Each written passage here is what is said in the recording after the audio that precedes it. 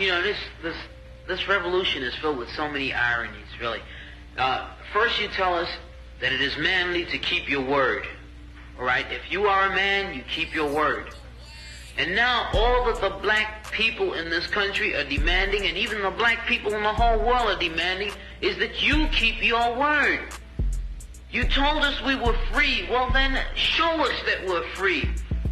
You told us that there is justice, equality for all in this country. Well then, stick to your word and let us see the justice and equality for all. Or else admit to us that you're not a man, you're a worm, you're afraid of us, you're afraid to give us equal stand. You're afraid that if you give us equal ground, that we will match you and we will override you. And if that's what you're afraid of us, then tell us that just what you're afraid of. But don't keep hiding it from us and holding this up to us, and every time we ask you for something, you give us a little bit of something, and it's all tokenism. We don't want tokenism. And there are most black men in this world that don't want charity. And yet still every time we ask you for something, you give us a little piece, a little piece. You're playing games with us. We're not children.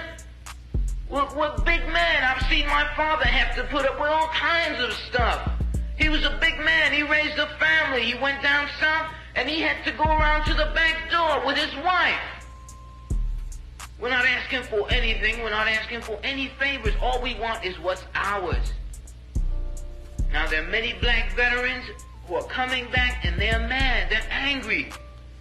Do you think that they're going to sit down through this? Our fathers didn't have the knowledge that we had. They sat through it. But there are other black youth that are not going to sit through it. We know about Che. We know about Fanon. We've read the books of our revolution. We've listened to Mao and his quotations. We know where we stand. We're not going to sit for it. We're asking, and if we ask and we don't get, we're prepared to stand up and take it. If I ask a man, I tell a man I am hungry. I tell him I am cold. And I ask him to do something about my condition. And this man holds a loaf of bread right in front of me so I can see it, and I keep asking him, I'm begging him to please give me a slice of the loaf of bread. I am hungry. Then it is known by every psychologist that the next step in the progression is I am going to knock him upside the head and take the bread from him. I'm not going to starve to death. All we're asking, no one wants to see blood. No one likes the smell of blood. No one wants war. Anyone who's been in war doesn't want war.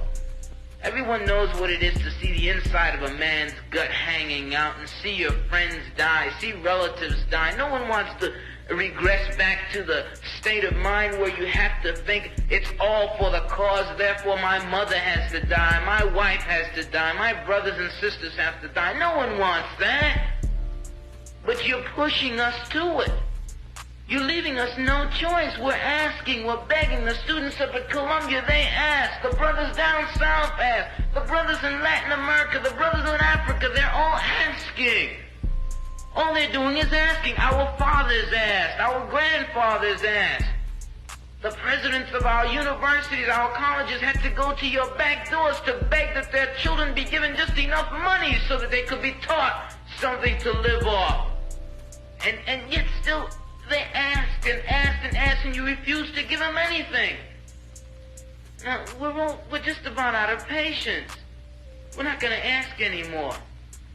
The news media says that it's only the young that are militant, only the young that want this and want that. Okay, but we're 40% of the black population now. Or we were a year ago, and still yet we're climbing. Before long we'll be 50%, 55%, and then we'll have the command. We're not going to take it. We're not going to take sitting in rotten parks and in places that just aren't fit for living. We're not going to take it. There's a limit to a man's patience, and everyone knows that God, Christ, heaven, everyone knows that what we're asking is not $1 million. All we're asking for is humanity. We're asking to be allowed to live like human beings. And God, you tell us that this is too much to ask. You're sick. You're definitely sick. How can you tell me that it's too much to ask to be a human being?